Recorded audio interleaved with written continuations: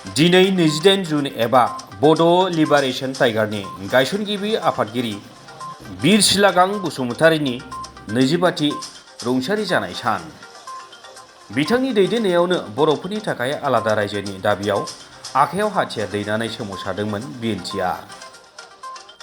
बिथाङा 1959 मायथाइनि 1 फेब्रुआरियाव जोनोम मोनदोंमोन।